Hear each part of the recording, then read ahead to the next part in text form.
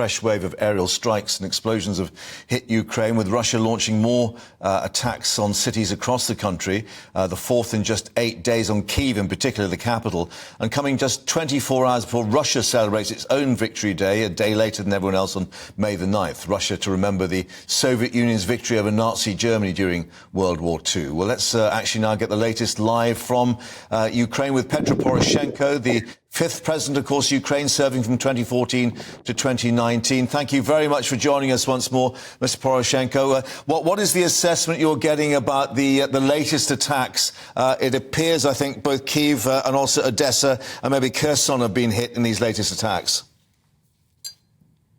Thank you for your invitation. First of all, I wanted to express my sincere congratulations to their Majesties King Charles III and Queen Consort Camilla, and thanks for their Majesties, thanks the British people, thank British Parliament, Prime Minister for the enormous support you delivered to Ukraine, because this is our joint anti-Putin coalition. Only this night we have 35 drones attacking Kyiv. Drones, missiles is attacking the civilian object throughout Ukraine.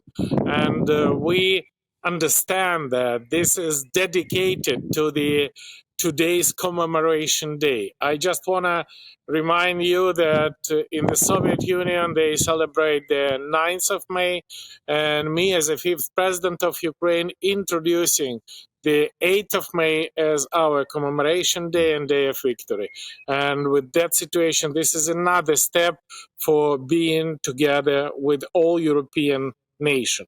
And we have a significant number of the wounded person. We have destroyed civilian object, and this is just very easy to understand. Putin does not stop shelling Ukraine, and the only way how we can stop Putin is our joint victory, like we do in the Second World War.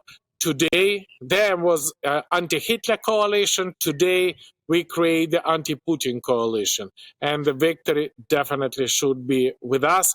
And Ukrainian people are quite decisive together with the British people.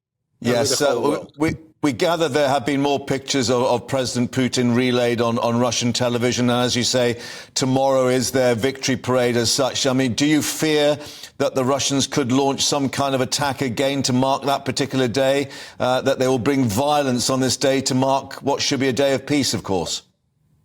First of all, please, I want to deliver you the message. We Ukrainians do not afraid. We do not afraid Putin.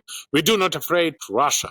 And for a significant number of time, almost 9 years, we staying firm for protecting sovereignty, territorial integrity, independence of Ukraine, and our European choice for being the member of NATO, being the member of the European Union.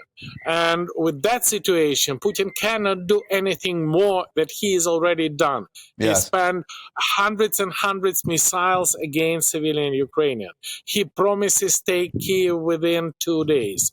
And now it's Putin who is afraid Ukrainian and the whole world, because he canceled their parade, because this is their propagandist show. He canceled the parade in the many regions of Ukraine because he is afraid. And this is our top priority. We should keep our unity, we should keep solidarity, and we should move Ukrainian offensive operation to be closer to the new Victory Day, victory of the global anti-Putin coalition. Now, I know you cannot talk about any kind of military operations in any detail, but we are still obviously waiting for any kind of so-called spring offensive from either you or the Russians. I mean, is there going to be a major battle in the coming months, or is this war of attrition going to carry on? First of all, we have several major battles. First major battle, and I am personally participating in that. This is our fighting for releasing Kyiv, because Kyiv was almost encircled, and we, with the weapons in the hands, fight against Russia. Second was the fighting in the Kharkiv region, where we threw Russian away from Kharkiv, part of the Sumy region, and released part of the Donetsk region. And third was in the Kherson region, when we make an offensive operation and deliver the success and demonstrate the strength of our anti-Putin coalition and Ukrainian armed forces. And I'm proud that I create the armed forces of Ukraine since the year 2014. Today, we definitely expect that. And from that, we need from you two things.